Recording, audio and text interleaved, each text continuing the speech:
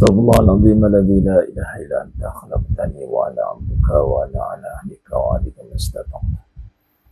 A'udzubika min syarri ma sana'tu wa laka bi ni'matika alayya wa abu bi dhanbi faghfir li fa innahu la yaghfiru dzunuba illa anta. Astaghfirullahaladzim الذي لا إله إلا أنت خلقتني وأنا عبدك وأنا على عهدك ووعدك ما استطعت أعوذ بك من شر ما صنعت أبوء لك بنعمتك علي وأبوء بذنبي فاغفر لي فإنه لا يغفر الذنوب إلا أنت. اللهم صل على سيدنا محمد طب القلوب ودوائها وعافية الأبدان وشفائها ونور الأبصار وضيائها.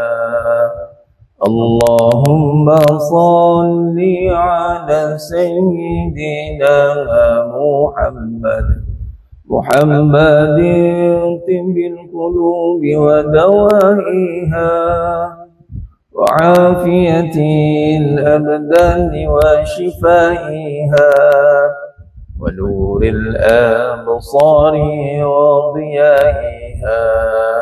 اللهم صل على سيدنا محمد طب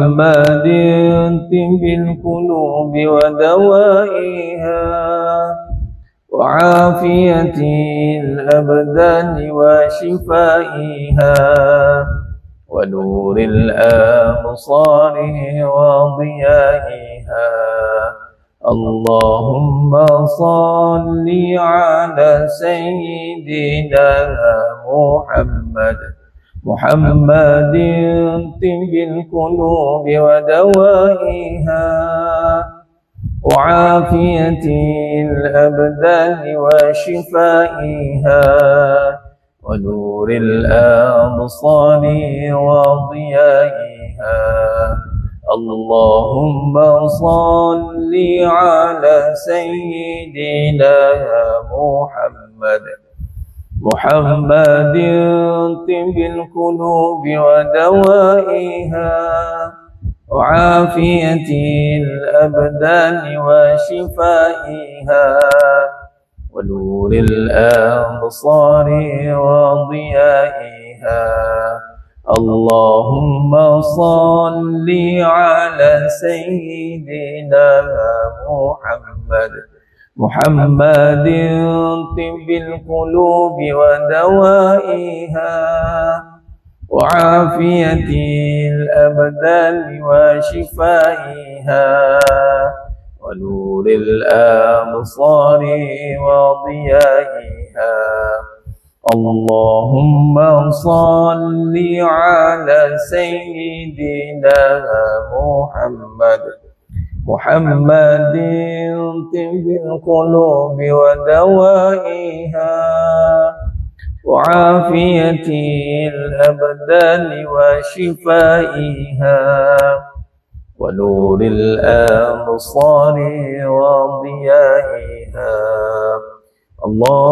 اللهم صل وسلم وبارك عليه وعلى آله. Assalamualaikum warahmatullahi wabarakatuh. Bismillahirrahmanirrahim. Innal hamdalillah nahmaduhu wa nasta'inuhu wa nastaghfiruh wa na'udzu billahi min shururi anfusina wa min sayyiati a'malina. May yahdihillahu fala mudhillalah wa may yudlil fala hadiyalah. Asyhadu an la ilaha illallah wahdahu la syarikalah wa asyhadu anna Muhammadan abduhu wa rasuluh. Allahumma salli ala sayyidina Muhammad wa ala ali sayyidina Muhammad. Rabbi yasir wa la tu'asir, Rabbi tammim bil khair. Rabbi shrah li sadri wa yassir li amri wahlul 'uqdatam min lisani yafqahu qawli. Wala haula wala quwwata illa billahil aliyyil azim wala manja minallah illa ilaihi amma ba'd. Ayuhal mu'minun ittaqullah usikum wa iyaya bittaqwallah faqad fazal muttaqun. Sidang jemaah yang dimuliakan Allah Subhanahu wa taala, para penuntut Raf Academy, para skuad munajat umat muslimin muslimat, hadirin dan hadirat, mudah-mudahan kita semua tergolong dalam golongan hamba-hambanya yang benar-benar bersyukur. Amin ya rabbal alamin. Alhamdulillah, bertemu lagi kita pada siri munajat umat malam ke-8 Ramadan. Alhamdulillah, Allah izinkan kita untuk setiap malam untuk kita niat, mari kita pasang niat untuk menghidupkan malam Ramadan. Man qamal lail, kerana pada hadis termasuk kita mudah-mudahan amalan yang kita lakukan pada malam ini termasuk dalam amalan untuk kita menghidupkan malam di bulan Ramadan dengan keimanan dan mengharapkan ganjaran di sisi Allah. Maka kata Nabi SAW, Allah ampunkan seluruh dosa kita. Jadi Allah beri kita peluang untuk berada di bulan Ramadan ini. Yang pertamanya adalah untuk Allah beri kita peluang untuk mendapat ganjaran yang berlipat kali ganda. Allah beri kita tawaran untuk melakukan amalan-amalan di bulan Ramadan, yang mana dalam amalan bulan Ramadan ni yang sunat diangkat status menjadi dapat ganjaran yang wajib. Yang wajib dilipat kali gandakan lagi amalan. Dan ini adalah waktu yang mana kita tak nak terlepas ganjaran-ganjaran yang Allah tawarkan ini, dan ianya adalah sebagai menyahut respon, tindak balas kita kepada apa yang Allah tawarkan. Itu tanda keimanan kita. Kalau dengan tawaran yang Allah tawarkan kita sepi saja, nampak macam biasa, kita bimbang iman kita ini iman yang berada pada tahapan yang bagaimana. Kerana melibatkan tawaran dan ganjaran ini adalah keyakinan kita, keimanan kita. Kalau kita nampak macam biasa, macam tak memberi kesan pada hati kita, kita bimbang. Ianya berkaitan tentang kepercayaan kita, apa yang ditawarkan oleh Allah SWT. Adapun kalau ditawarkan tentang tawaran dunia, promosi sana sini, apatah lagi tawaran yang melibatkan harta, keuntungan berlipat kali ganda, kita akan rasa macam seronok kita nak dapatkan. Walhal ni tawaran pahala memang berlipat kali ganda. Sebagai contoh yang mana tadi dah selesai menunaikan solat tarawih bersama dengan imam sampai habis ke witir, tunggu sampai habis, maka kata Nabi SAW, pahala dicatatkan seperti menghidupkan seluruh malam. Masya Allah, pahala tu. Kalau kita nak berjaga daripada sekarang, daripada maghrib ni tak tidur, ya Allah, mana laratnya kita. Tak tahulah jemaah sekalian ada yang boleh buat kan, tak tidur setiap hari, tak tidur contoh, setiap malam tak tidur. Tapi pahalanya dapat. Ini satu keimanan, satu ganjaran yang memberi reflect kepada keimanan kita. Dan yang kedua, tawaran yang Allah berikan dalam bulan Ramadan yang sangat-sangat kita impikan, sangat-sangat kita dambakan, itu adalah keampunan daripada Allah Subhanahu wa taala. Itulah malam-malam yang mana kita setiap malam kita nak hidupkannya sehinggalah Allah mudah-mudahan pertemukan kita pada malam yang lebih baik daripada malam 1000 bulan. Itulah malam Lailatul Qadar. Alhamdulillah. Jadi alhamdulillah jemaah sekalian, mudah-mudahan Allah beri kita semangat, Allah beri kita kekuatan, Allah beri kita ruang dan peluang untuk kita terus mengimarahkan malam-malam kita ni, menghidupkan malam-malam di bulan Ramadan. Mudah-mudahan kekuatan itu Allah berikan untuk kita terus mengambil peluang dan ruang ini untuk kita mengisinya dengan amalan-amalan, terutamanya dalam memanjatkan munajat kita kepada Allah SWT. Atau perkara yang kita kena banyak lakukan dalam bulan Ramadan adalah berdoa, bermunajat. Kerana kita termasuk dalam golongan doa yang tidak ditolak, iaitu doa orang yang berpuasa. Apatah lagi waktu nak berbuka, waktu tu satu hal, berpuasa satu hal. Jadi malam pula, malam bulan Ramadan, malam yang Allah muliakan. Setiap bulan Ramadan ni bulan yang Allah muliakan, pada malamnya pun Allah muliakan juga. Jadi munajat ini antara amalan yang kita tidak boleh tinggalkan. Malah kita kena lipat gandakan lagi amalan-amalan, terutama dalam bab bermunajat ini jemaah sekalian. Baik. Alhamdulillah, insya-Allah bantu saya bahkan jemaah-jemaah kita yang lain. Alhamdulillah bantu saya bahkan share lagi. Share lagi di TT, alhamdulillah di FB pun sama, bantu sebarkan biar ramai lagi mendapat manfaat daripada munajat kita di bulan Ramadan ni, insya-Allah.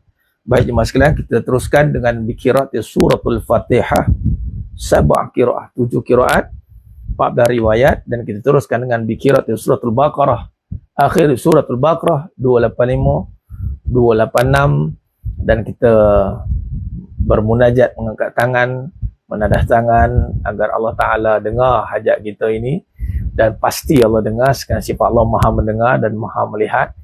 Dan yakinlah, berdoalah dengan yakin di saat pensyariatan doa itu adalah tujuan adalah untuk apa? Wasilah kepada seluruh hajat. Ud'uni astajib lakum. Jadi kita berdoalah bersungguh-sungguh jemaah sekalian, usahakan untuk kita memberikan sepenuh perhatian untuk kita berdoa, insya-Allah.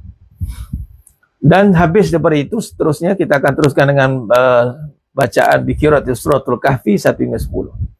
Dan kita akan terus tutuplah. Dan kalau ada hal-hal berbangkit yang perlu kita cerahkan, beri pencerahan, kita akan kata apa, sentuh pada akhir nanti, insya-Allah. Baik. Lepas tu saya bakal lagi maskan sahabat kita, sebab hari ni saya mula awal sikit. Tidak pukul 12 kan? Dah. Baik, sebelum tu teruskan saya bawakan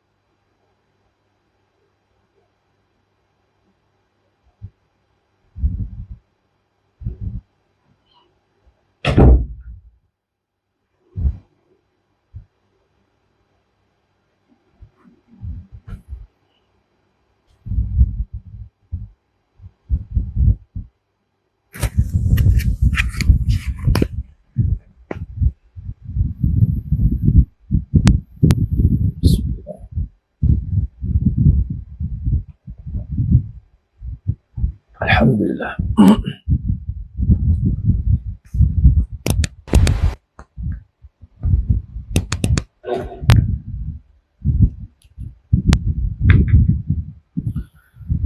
أستغفر الله العظيم الذي لا إله إلا هو الحي القيوم وأتوب إليه. أستغفر الله العظيم الذي لا إله إلا هو الحي القيوم وأتوب إليه. أستغفر الله العظيم الذي لا إله إلا هو الحي القيوم وأتوب إليه. أستغفر الله العظيم الذي لا إله إلا هو الحي القيوم وأتوب إليه. بسم الله الرحمن الرحيم. الحمد لله رب العالمين الرحمن الرحيم مالك يوم الدين. إياك نعبد وإياك نستعين. اهدنا الصراط المستقيم صراط الذين أنعمت عليهم غير المغضوب عليهم ولا الضالين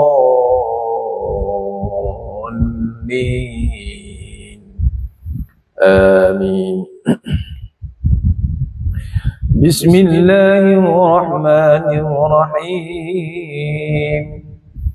الحمد لله رب العالمين الرحمن الرحيم مالك يوم الدين إياك نعبد وإياك نستعين اهدنا الصراط المستقيم صراط الذين أنعمت عليهم غير المغضوب عليهم ولا الضالين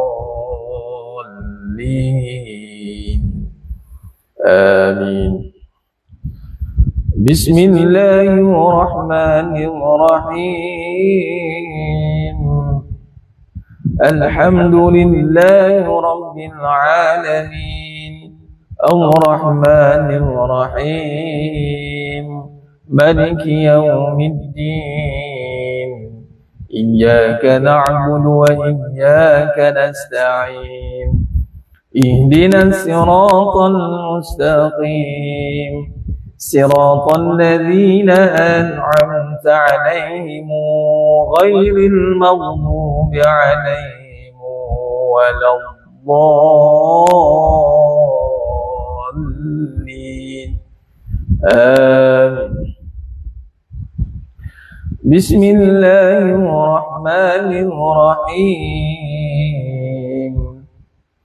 الحمد لله رب العالمين الرحمن الرحيم مالك يوم الدين إياك نعبد وإياك نستعين اهدنا الصراط المستقيم صراط الذين أنعمت عليهم غير المغضوب عليهم ولا الضالين آمين. بسم الله الرحمن الرحيم. الحمد لله رب العالمين الرحمن الرحيم مالك يوم الدين إياك نعبد وإياك نستعين اهدنا الصراط المستقيم صراط الذين أنعمت عليهم غير المغضوب عليهم ولا الضالين آمين. بسم الله الرحمن الرحيم. الحمد لله رب العالمين الرحمن الرحيم مالك يوم الدين إياك نعبد وإياك نستعين اهدنا الصراط المستقيم صراط الذين أنعمت عليهم غير المغضوب عليهم ولا الضالين آمين. بسم الله الرحمن الرحيم. الحمد لله رب العالمين الرحمن الرحيم مالك يوم الدين إياك نعبد وإياك نستعين اهدنا الصراط المستقيم صراط الذين أنعمت عليهم غير المغضوب عليهم ولا الضالين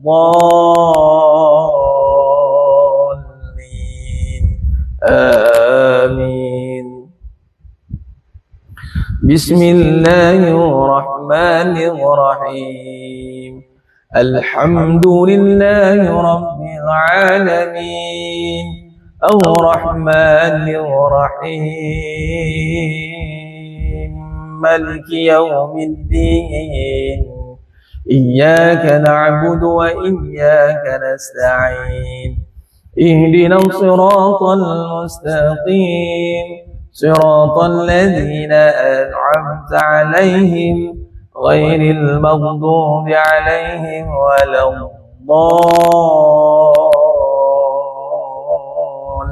الضالين آمين بسم الله الرحمن الرحيم الحمد لله رب العالمين الرحمن الرحيم مالك يوم الدين إياك نعبد وإياك نستعين اهدنا الصراط المستقيم صراط الذين أنعمت عليهم غير المغضوب عليهم ولا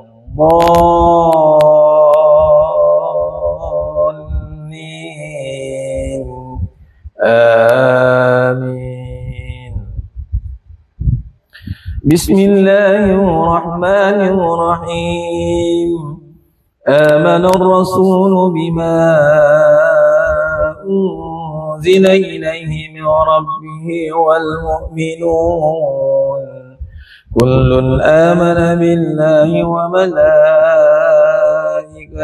وكتبه ورسله لا نفرق بين أحد من رسله وقالوا سمعنا وأطعنا غفرانك ربنا وإليك المصير لا يكلف الله نفسا إلا وسعها لها ما كسبت وعليها ما اكتسبت ربنا لا تؤاخذنا إن نسينا أو أخطأنا ربنا ولا تحمل علينا إصرا كما عملته على الذين من قبلنا ربنا ولا تحملنا ما لا طاقة لنا به واعف عنا واغفر لنا وارحمنا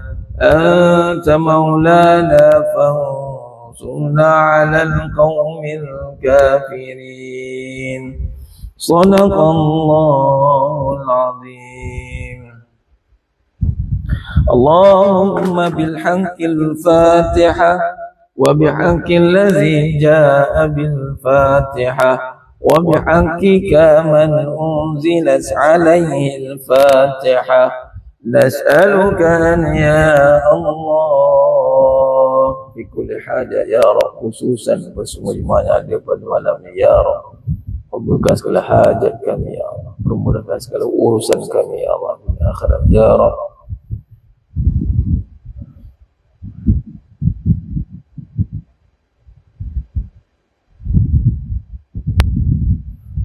نسألك أن يا الله في كل حاجة يا رب خصوصا بالأمة الإسلام di seluruh dunia ya Allah di Palestina khususan Baitul Maqdis bebaskan Baitul Maqdis ya Allah berikan kekuatan umat Islam di akhir zaman khususan negara Malaysia ya Allah kita berbalak bencana malapetaka banjir besar kemarau berpanjangan ya Rabb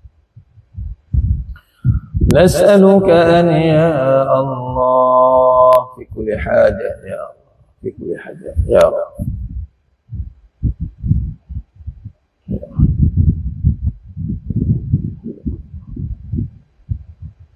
يا أرحم الله يا حي يا قيوم برحمتك أستغيث يا حي يا قيوم برحمتك أستغيث يا رب وصلى الله على سيدنا محمد وعلى آله وصحبه وسلم walhamdulillahi rabbil alamin. Taqabbalallahu minkum inna minkum taqabbal ya karim. Alhamdulillah, sejemaah yang muliakan Allah SWT. Allah pilih kita sekali untuk terus bermunajat pada setiap malam, berwasilahkan suratul Fatihah. Yang kita baca Fatihah itu 7 qiraat, 14 riwayat, bukan bacaan biasa-biasa. Bukan saya saja baca pun tidak. Yang padanya ada khusus pada pengamalan untuk hajat.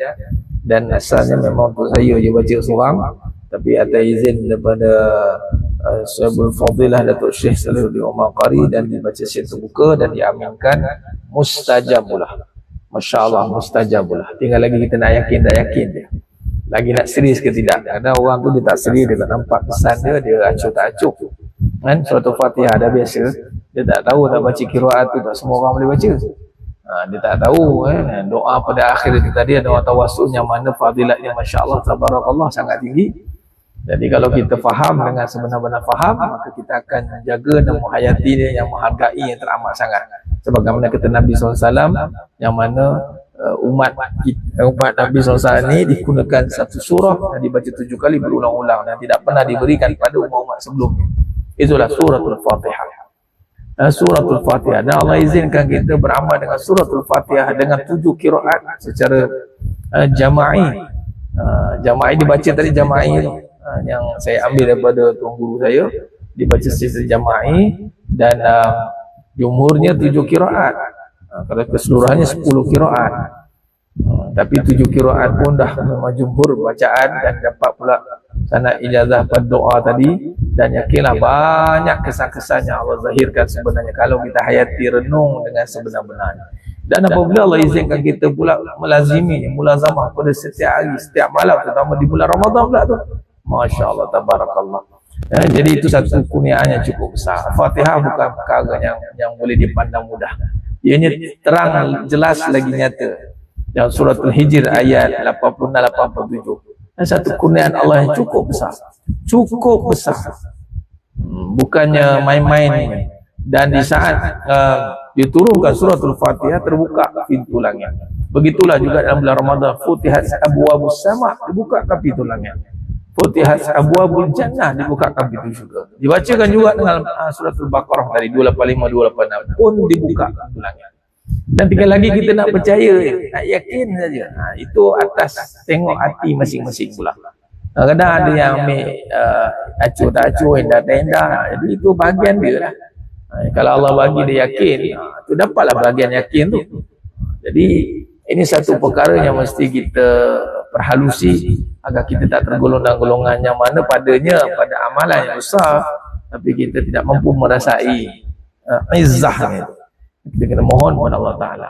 Sebab apa? Bila ada izzah, kekuatan, barulah kita ada kekuatan untuk mengamalkannya. Kalau tak ada, kalau dia tak ada lah, masih kita tak ada kekuatan kita. Kalau kita tahu pesan dia, izzah dia macam mana, keagungan, kehebatan Allah Ta'ala pada pensyariatan amalan tersebut, pasti kita akan, orang kata apa, committed. Dan Allah akan beri kita kekuatan untuk konsisten. InsyaAllah. Bismillah. Alhamdulillah. Baik, kita teruskan dengan bacaan surat Al-Kahf. Bismillahirrahmanirrahim. Alhamdulillahilladzi anzala ala 'abdihi al-kitaba wa lam yaj'al lahu 'iwaja. قيما لينذر بأسا شديدا من لدنه ويبشر المؤمنين الذين يعملون الصالحات أن لهم أجرا حسنا ماكثين فيه أبدا وينذر الذين قالوا اتخذ الله ولدا ما لهم به من علم ولا لآبائهم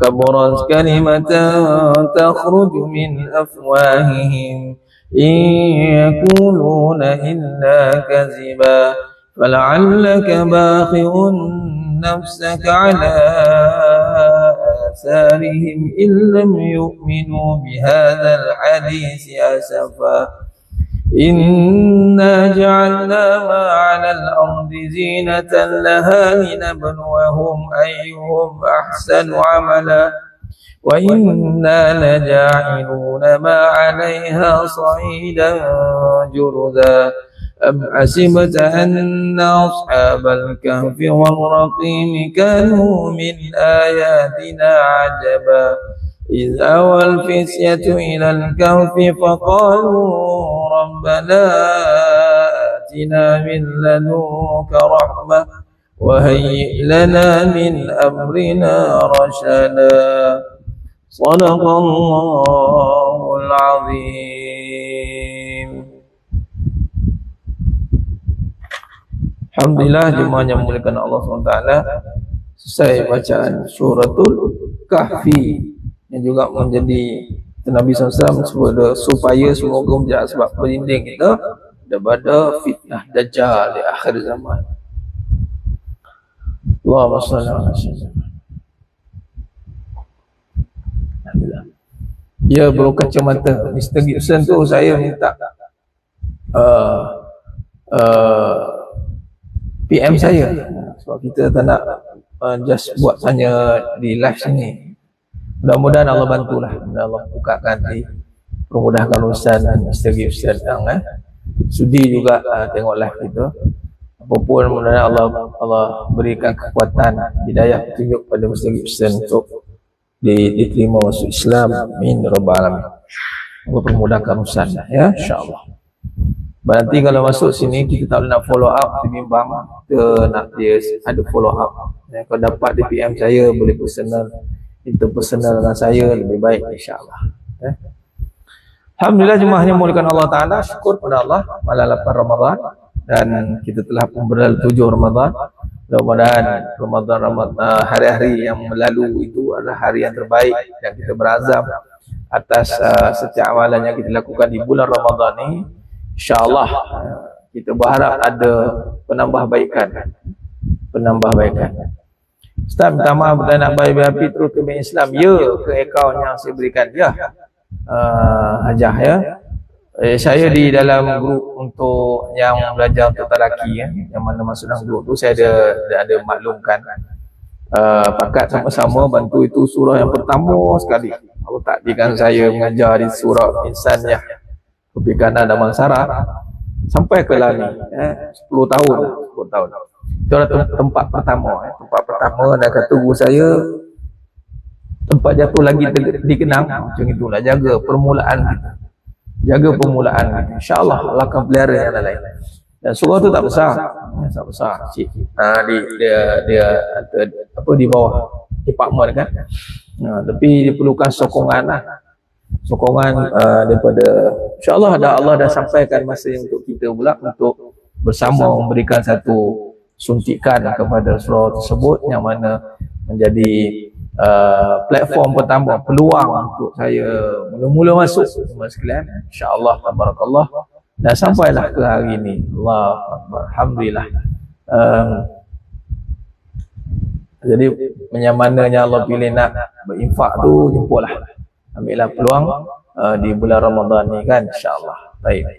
Baik jemaah sekalian, saya nak sentuh satu isu semalam kita dah sentuh tentang kalimah tu kan. Kita minta Menteri Agama pun dah sentuh. Mudah-mudahan ada action lah, ada tindakan yang sewajarnya untuk kita berikan pengajaran. Cuma jemaah sekalian, ni yang mengikuti live ni, ada satu perkara yang mesti kita berikan perhatian yang sedalamnya. Saya pun berurusan dengan non-Muslim, Chinese, ramai keliling saya, ramai. Pengusaha harian lah, bengkelnya, urusan premisnya, macam-macam. Tidaklah kita membawa kepada perbezaan agama itu menjadi satu gap yang besar untuk kita berurusan. Tidak. Cuma ada perkara-perkara yang berlaku sebagai contoh isu-isu yang berbangkit ni kan. Seakan kita ni berada pada keadaan yang mudah untuk diganggu.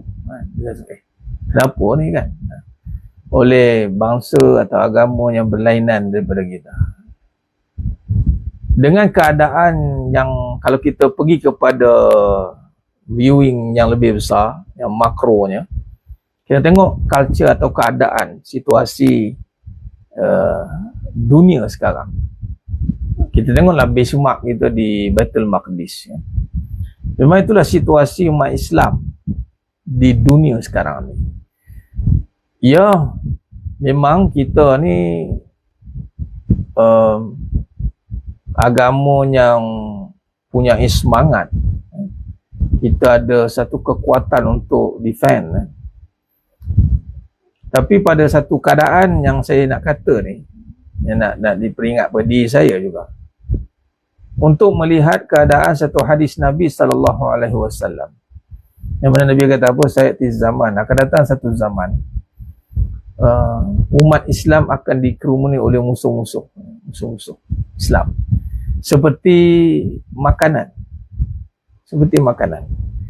dan kita tak mampu react, kita tak mampu untuk bertindak balas, malah kita mampu untuk bersuara, tapi kita nak melakukan tindak balas, counter attack tu tak secepatnya, sukar.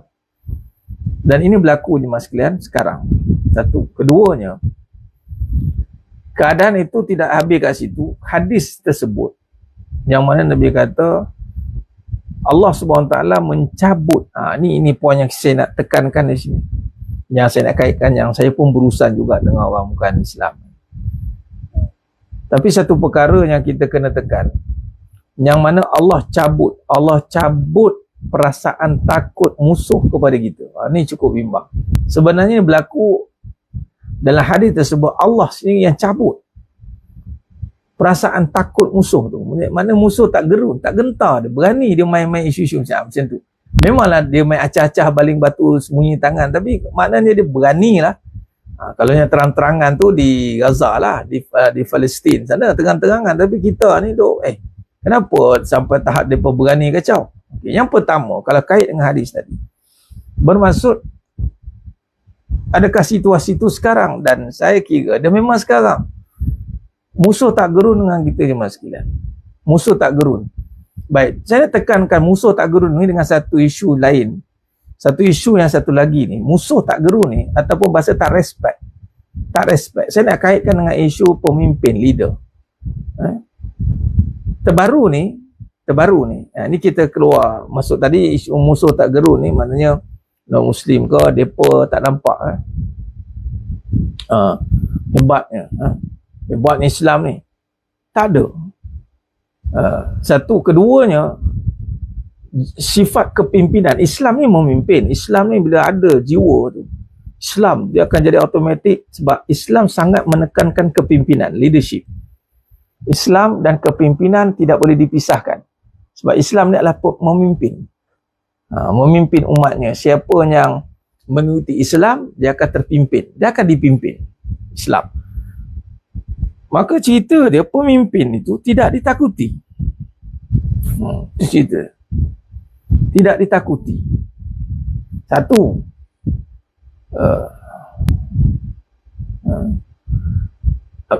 Afizah Zaharum.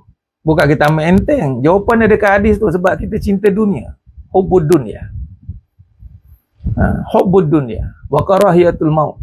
Nabi dah jawab dah. Allah campakkan dalam hati kita cinta dunia. Cinta dunia ni apa? Kita tak nak kupas benda ni berulang kali. Walhal cinta dunia ni lah hanya penyebabnya musuh tak takut kita. Cinta dunia, pertama kita kena betulkan balik pandangan kita tentang dunia. Adakah kita sanggup melihat dunia dengan benci? Itu satu. Kita ditrain lama sangat, doktrin otak kita ni, duit, suka duit, perempuan suka kedudukan, suka untuk bereaksi, berinteraksi, nak rasa hebat, nak rasa ke depan. Itu suka kan. Ramai orang dididik untuk suka dunia. Tengoklah sekarang realiti. Kan? Musuh tahu kelemahan umat Islam. Tapi itu bukan kelemahan yang musuh masukkan. Hadis tersebut Allah campak penyakit tu. Allah campak penyakit tu dalam hati kita. Saya nak bagi tahunya, kaitan dia, isu yang terbaru ni, seorang budak umur 12 tahun lari pada rumah. Ni saya sentuh ni. Bila di interview mak ayah dia, bukan nak, kita tak nak menyalahkan, tapi kita kena tahu di mana salahnya. Jumpa salah betul kan? Kita tak nak menyalahkan.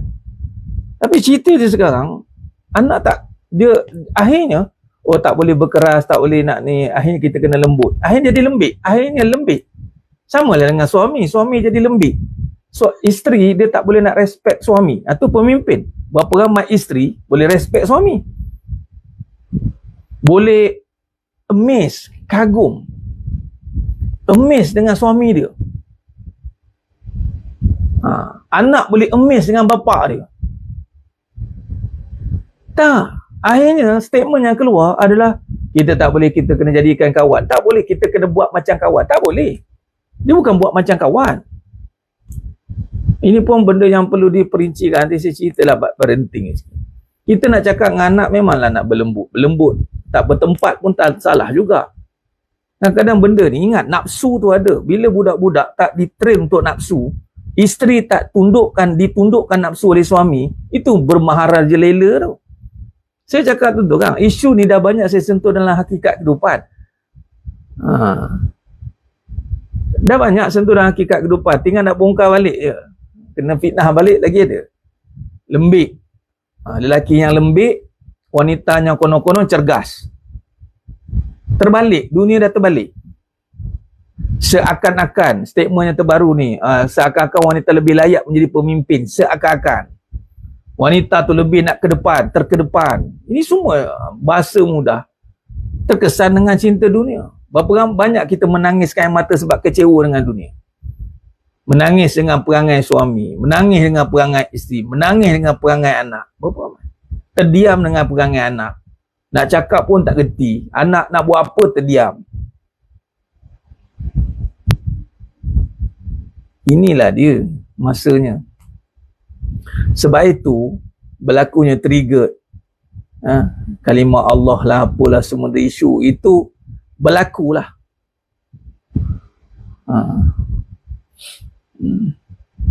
Dia ni ayat dia saya faham. Kawan ni maksudnya apa maksud? Sahabat. Sahabat ni susah senang. Anak ni dia kena jadi sahabat kepada mak ayah. Bukan buat macam kawan. Macam kawan ni dia akan jadi apa? Jadi buat suka-suka je. Kalau jadikan sahabat, susah senang anak ni bersama dengan mak bapak dia. Dia takkan sanggup tinggalkan anak mak dia dengan keadaan susah. Dia ada otak, ada fikir. Kawan kan sahabat. Bukan kawan, dia sahabat. Kalau kata buat macam kawan, nak ikut rentak dia, siapa benda pun tak jadi. Kita pemimpin. Kita kena memimpin. Macam suami kena ikut rentak isteri. Berapa ramai suami ikut rentak isteri? Okay, point ni sekarang akhirnya nanti untuk be the good mom, you have to be a good wife. Itu bahasa Jawa kata. You kalau fail jadi wife, you fail jadi mak. Ya, saya cakap itu statement tau. Mana boleh seorang mak yang gagal menjadi isteri? Pertama, dia kena jadi perform isteri. Ni semua kesan-kesan cinta dunia je mas sekalian.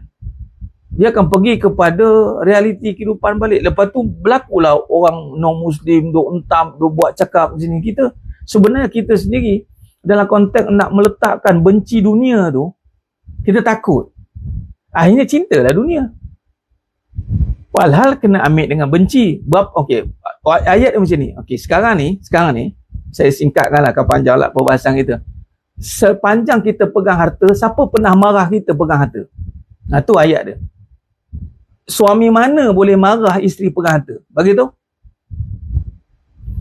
Mak mana yang boleh marah mak anak-anak pasal harta? Bagi tahu. Takkan nak marah pula. Saya cakap terang outspoken lah. Bab ni saya memang straight tegak sikit lah. Itu je. Kita tak dididik untuk tengok harta tu macam mana. Dan menangis-nangis pasal harta ada. Menangis-nangis pasal susah ada. Berapa ramai kita menangis-nangis sebab susah. Angin bangkit nak menolong konon-kononnya. Nak nolong mak ayah konon-kononnya. Walhal nak jaga maruah diri. Nak jaga diri. Malulah. Takkan kita nak sebut suri rumah tak ada apa-apa genana. Image, okey, belajar tinggi-tinggi takkan tak ada apa-apa. Kan? Takkanlah nak sebut yang kendong anak dia. Sampai tahap satu ketika saya cakap, Hasan, kalau pegang anak nampak bodoh. Minta maaf saya cakap. Nak pegang mak, ibu-ibu ni nak pegang iPad pun nampak pandai lah. Nak pegang laptop, nak kena pegang mic pun nampak pandai. Oh, kalau gendong anak sendiri nampak tak cerdik. Siapa punya doktrin tu? Ajar. Pegang anak kendong sendiri nampak macam alah siannya lah mak dia. Kesian. Oh, kalau pegang produk, pegang benda, pegang ini, oh hebat. Ni siapa punya didikan ni? Kalau setakat kena dia pemainkan dengan orang yang muslim. Saya cakap tu terang. Saya bercakap dalam konteks tadi makro, ni mikro. Mikro, saya dah praktiskan. Minta maaf saya sebut saya ni sebab benda tu kena walk the talk sikit. Bila kita berhadapan dengan orang yang bukan Islam, orang Cina, saya berurusan banyak orang bukan Islam dan dia boleh respect saya. Ada ketika memang kita tak ada duit pun. Dia tak ada sampai tahap, you kalau tak ada duit, you jangan cakap tak ada duit mah. You lebih baik tak payah berurusan lah katanya. Kita pun bukannya ada duit on the spot. Bukannya on the spot begitu. Ada waktu-waktu kita kena negotiate dengan dia. Dan dia boleh respect kita. Sebab apa? Sebab kita mulakan balik pendekatan kepada keluarga, kepada anak kita tentang dunia.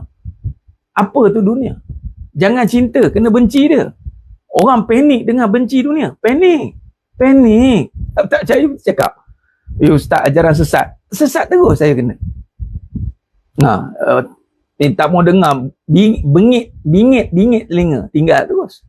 Dengan anak-anak patah gigi. Patah riuk gigi nak cakap.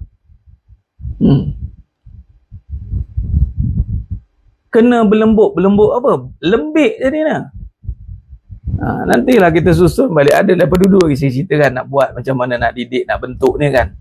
Sampai tahap lah. Sebab kita tak nak overexpose. Tapi dah sampai masa kita kena perincikan balik. Moden sekarang mak sayang. Bagi barang, bagi handphone, bagi ini. Bukan tak boleh. Tapi cerita kadang-kadang kita takut nak instruct anak-anak kita. Takut apa? Takut anak terasa. Mainkan perasaan lah. Mainkan perasaan, takut isteri terasa. Mainkan perasaan. Ingat, dia membesar. Anak-anak macam ni membesar dan dia akan bawa perasaan dia. Nak tahu perasaan tidak? Tengok mana-mana isteri yang membesar dengan perangai yang diulik dengan perasaan.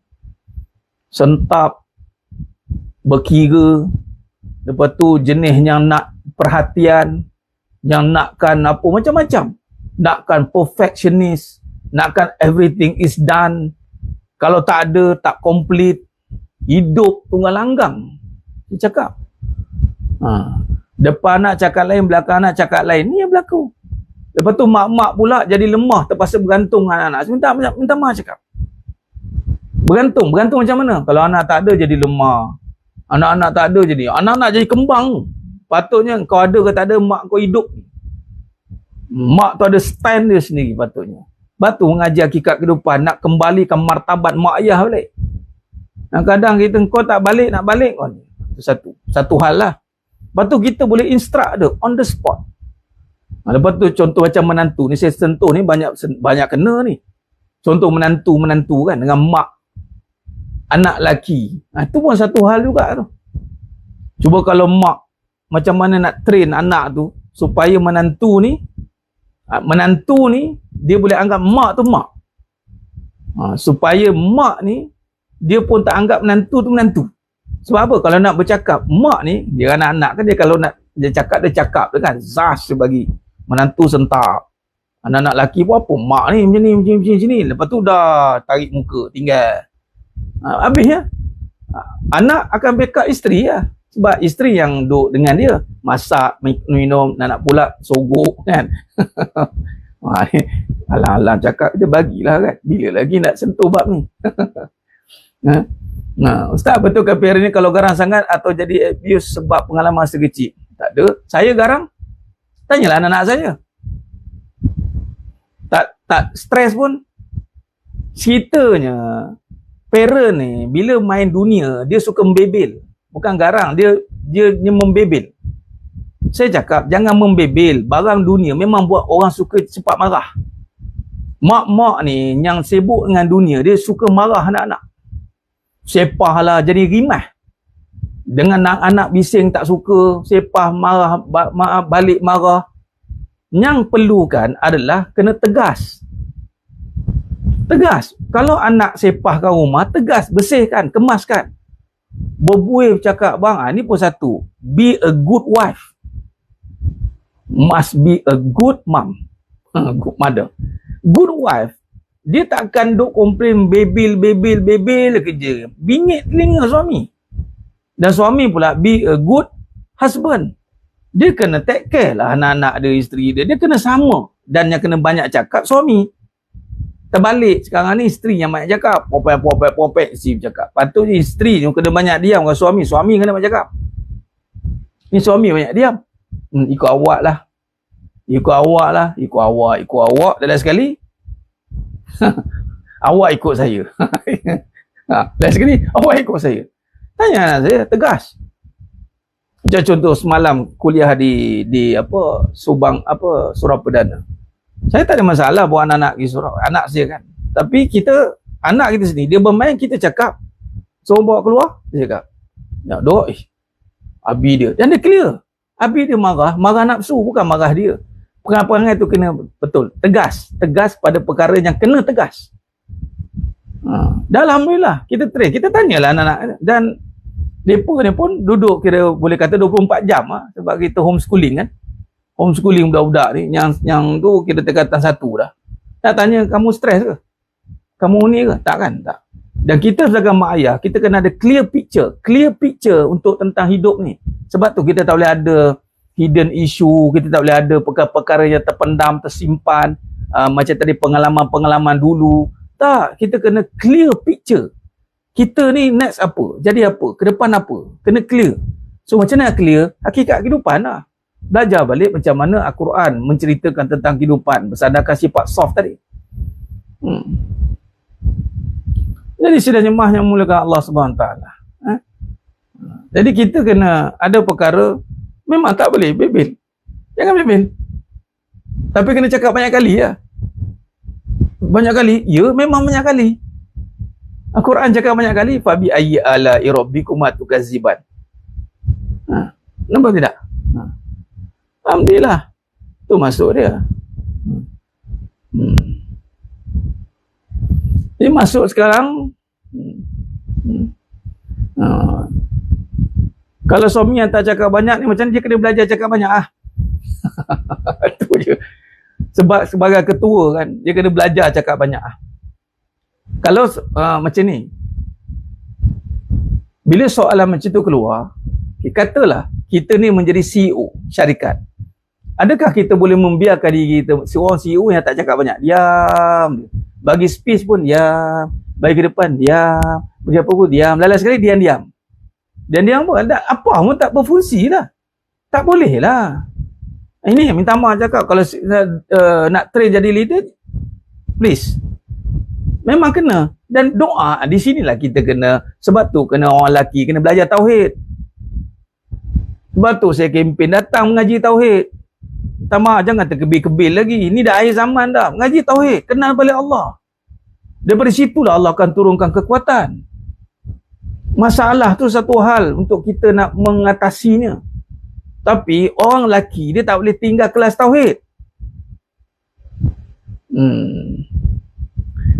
Masa depan nak kita kena tentukan, Allah tentukan. Masa depan ni bukan kita tentukan, tapi masa depan itu kita fahamkan. Dia kita kena fahamkan, menentukan. Sebab tu kena mengaji tauhid. Tauhid tidak menentukan masa depan, kerana masa depan itu ditentukan kerana Allah telah tetapkan. Tapi perjalanan ke arah masa depan mesti mengikut kepada apa yang telah Allah tetapkan. Apa Allah tetapkan? Pertama, apa yang haram, jangan buat. Yang wajib, yang mana? Buat. Okey, kita kena buat apa ke depan? Kena jadi yang terbaik. Okey, kalau dalam satu-satu bidang, kita kena buat apa pun bidang, ini kau jangan buat. Satu contoh, dalam bidang ini kau jangan tinggal solat. Benda ni boleh apply mana-mana bidang. Tapi ceritanya kita kena clear dulu, kita nak jadi apa. Maka nak jadi apa, kena ikutlah apa yang Allah suruh.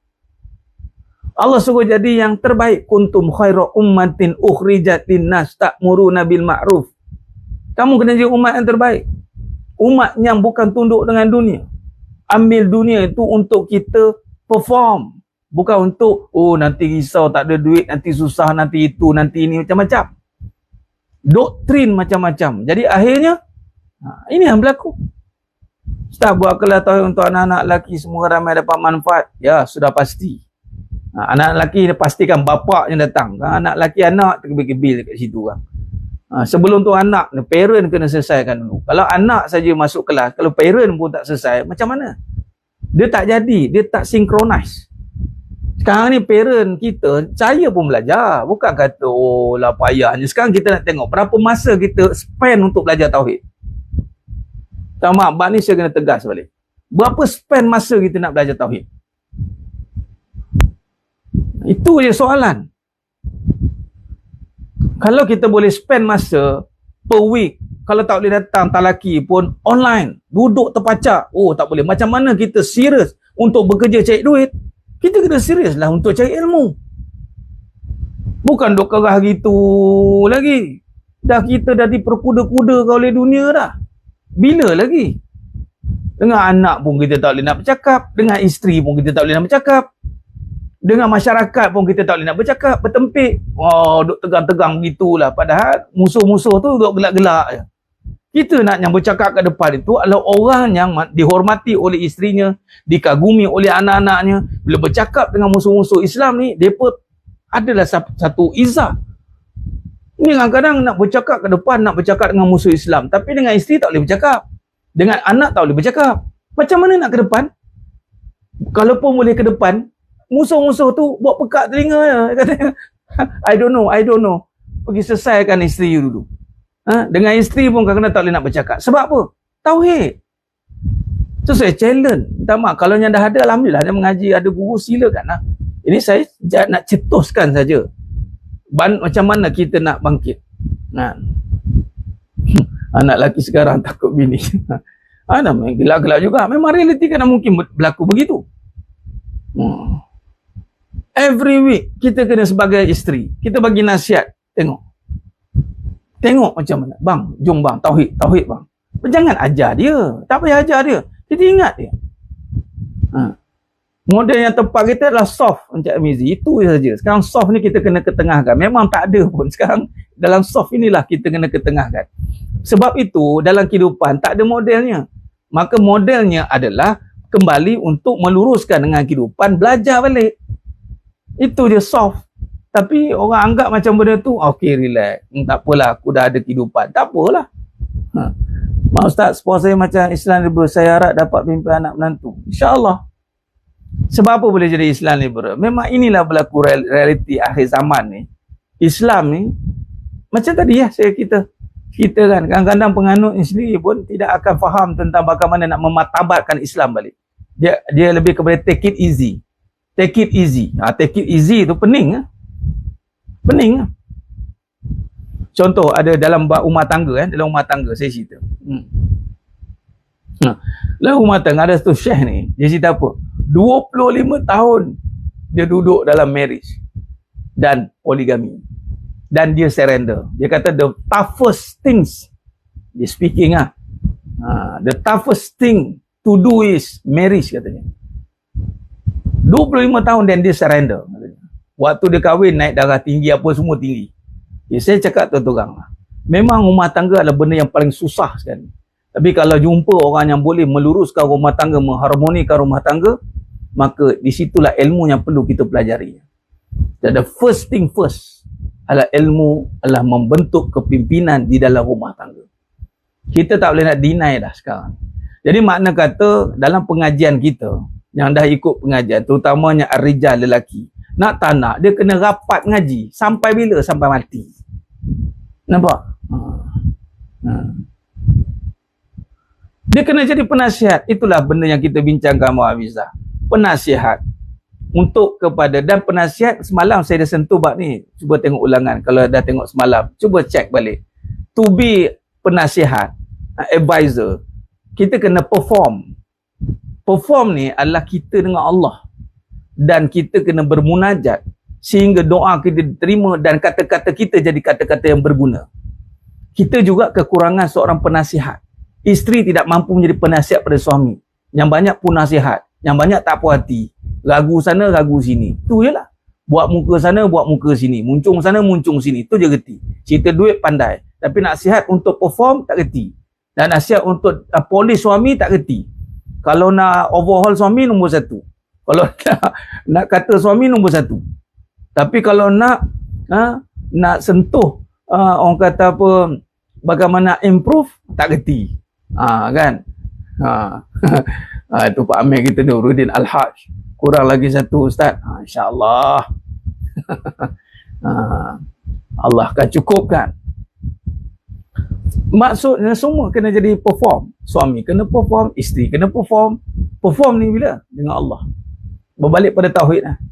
Jadi kalau macam kata suami tadi tak boleh mengaji tauhid, isteri lah mengaji tauhid. Kena lekat lah mengaji tauhid. Janganlah celup-celup mengaji. Ngaji betul-betul lah. Dah ada laluan mengaji betul-betul. Kalau tak boleh kat sini, kat sini. Kalau tak boleh kat sini, ikutlah mana yang kena ke hati. Ikut. Tak ada masalah pun nak ngaji dengan siapa-siapa. Ikut. Yang penting ada kelas yang tetap.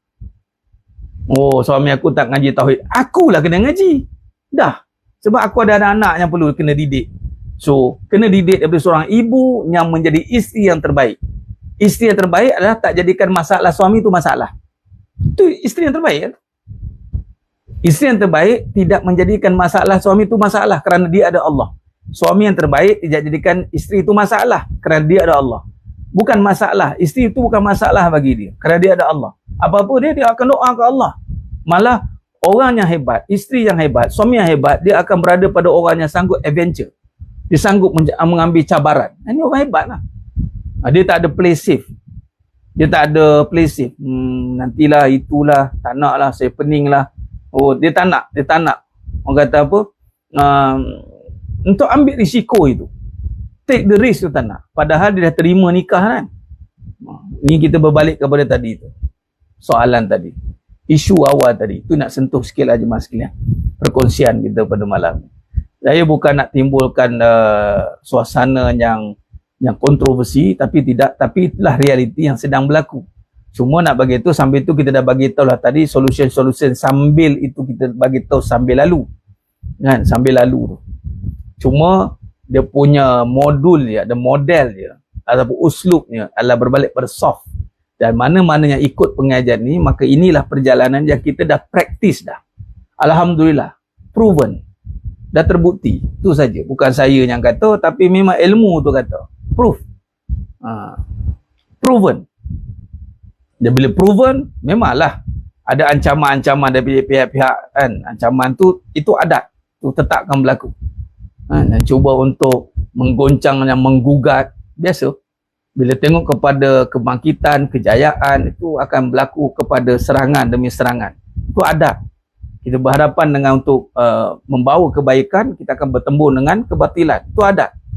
Jadi kita kena hadapilah perkara itu. Itulah takdir Allah jadikan qulnah bitu minha jami'a. Memang akan ada.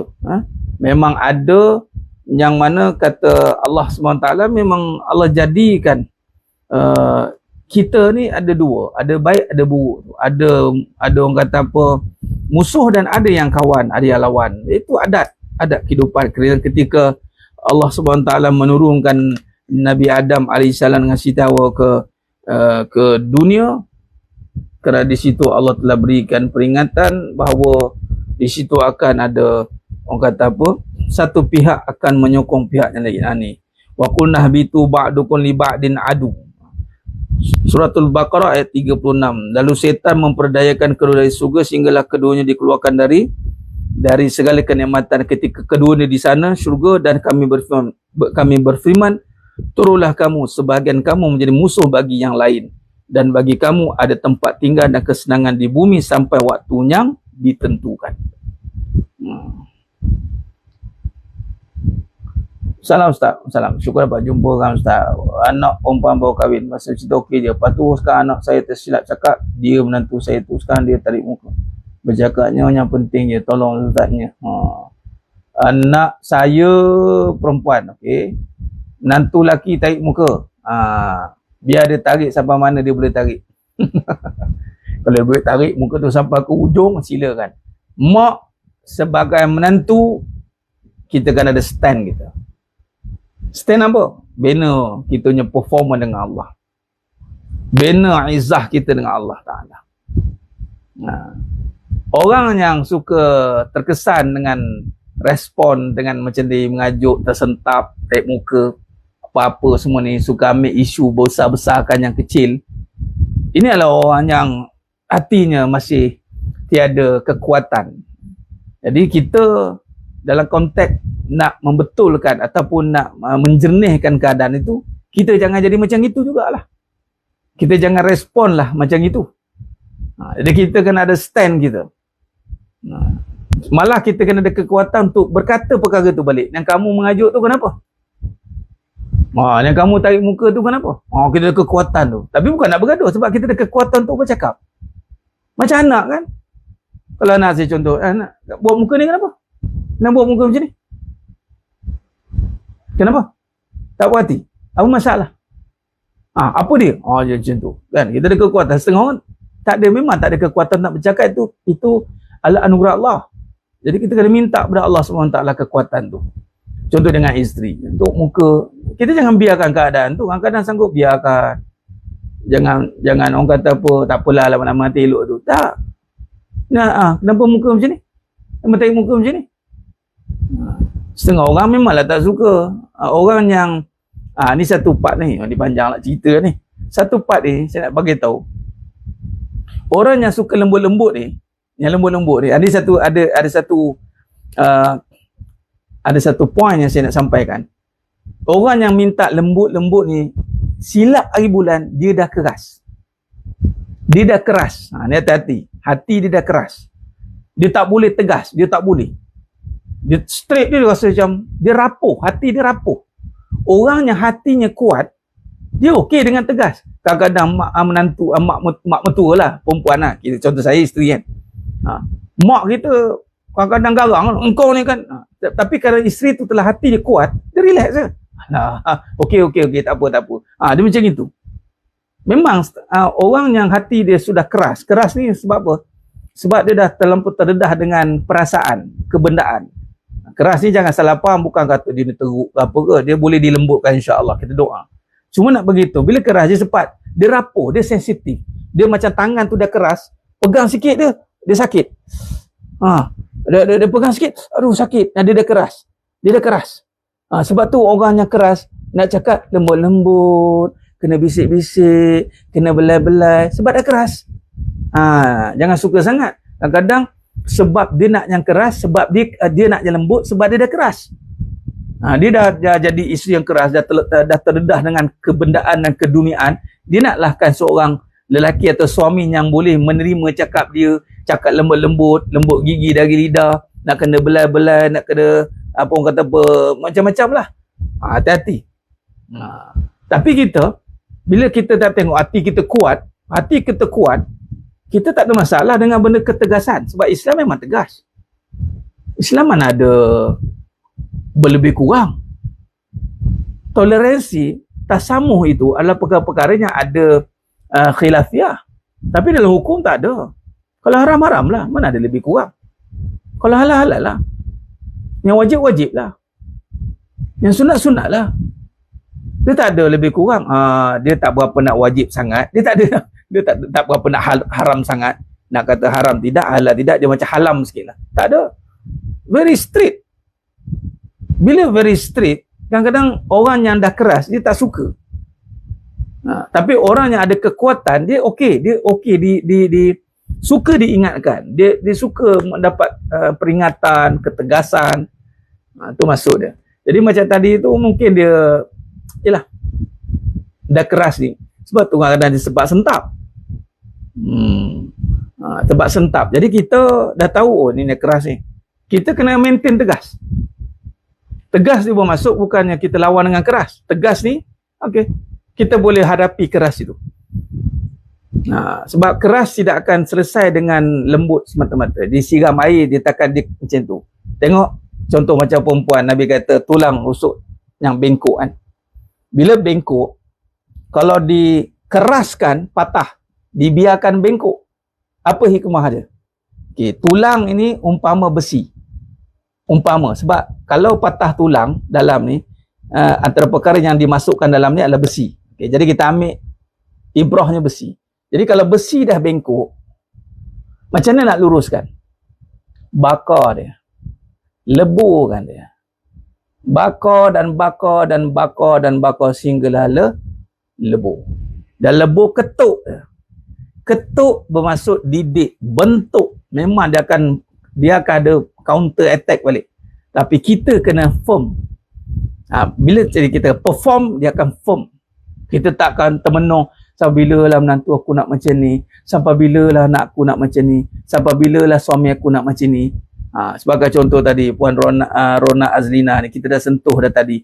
Dia bukan tegur suami, dia nasihat. Nak nasihat, kita kena perform. Perform ni, kita bercakap. Pertama, kita nak bercakap, jangan ingat cakap kita je yang sampai ke hati dia. Kadang-kadang kat telinga je tak masuk ke hati. Jadi kalau nak bercakap, nak bagi cakap tu power tembus ke hati, pastikan cakap kita bersama dengan doa. Bila doa tu sampai kepada Allah, barulah kata-kata kita berguna. Dan nak kita bercakap dengan suami, kita kena nampakkan diri kita ni supaya apa? Dia nampak. Bila suami dia tinggi, mak tinggi, anak ke isteri dia ke macam ni, macam mana dia tengok kita ke bawah. Jadi kita kena minta Allah angkat darjat kita supaya dia tengok kita ni seorang isteri yang hebat, yang perform. Perform ni bukan nak ambil hati suami. Perform, semayang bagus, aurat bagus, cakap bagus, perform. Dia orang yang perform ni, dia takkan berani cakap apa dah. Tak ada. Ini challenge lah. Bahasa bercakap pun kita sebagai suami kan, kita cakap dengan isteri kita, dengan anak kita, kita kena tengok, aku ni perform tak? Okay, sekarang minta lah fokus. Sambil perform, sambil tu kita fikirkan tadi, macam mana, apa nasihat kita. Biar kata-kata kita ni jangan kita fokus, jangan kita duk fokuskan macam mana suami nak dengar cakap kita, macam mana kita tegur, jangan fokus kat situ. Fokus, ya Allah, biar kata-kataku ini kata-kata yang berguna. Jadi kita kena bina hubungan dengan Allah. Kita berdoa tanpa henti, bermunajat tanpa henti, sampai satu tahap kata-kata kita ini diterima oleh hati ni. Di saat itu kita sudah ada satu prinsip. Kita sudah menjadi seorang isteri yang bermaruah, isteri yang punya prinsip, isteri yang Allah muliakan. Fokus kat situ lah, barulah kata-kata kita ini kata-kata yang berguna. InsyaAllah fokus kat situ. Jangan fokuskan masalah suami tu, tak selesai masalah lah. Bahawa masalah suami tu tetap dia suami, dia akan pandang kita sebagai isteri. Isteri pula kau jangan sibuk lah. Biasalah kan, kadang suaminya mungkin tidak nampak ala tuju dia tu sebagai apa kan. Tapi kita sebagai isteri ni yang mana dah nampak apa tanggungjawab, maka kita kena bawa tanggungjawab diri ni, anak-anak dengan Allah. Kita perform dulu, secure yang ini, dan insyaAllah lambat laun yang sepatutnya kita nak tu akan terpalit masuk. InsyaAllah ini satu perkara yang mesti kita kena luruskan. Mudah-mudahan mudah-mudahan ya, sudah pasti. Sebab itu hati ini milik Allah kan. Kita nak bercakap, adakah cakap-cakap kita itu tembus ke hati dia? Itu sama juga dengan suami. Macam tadi ni kes macam nak cakap dengan suami. Suami pun kadang-kadang pening nak cakap dengan isteri. Ada suami, ada isteri nak cakap dengan suami. Ada suami nak cakap dengan isteri. Nak cakap tu nak cakap dia tak payahlah. Dan kalau buat survey kalau survey dah kata-kata perempuan always win, asyik perempuan je menang. Banyak konten-konten tak apa-apa kan buat kerja macam itu. Jadi maknanya situasi ni masih sama. Suami pun ada masalah nak cakap dengan isteri, isteri pun ada masalah nak cakap dengan suami. Sebab apa? Sebab kedua-duanya tak nampak Allah. Sebab dia ingat tu suami aku boleh cakap kot suka aku.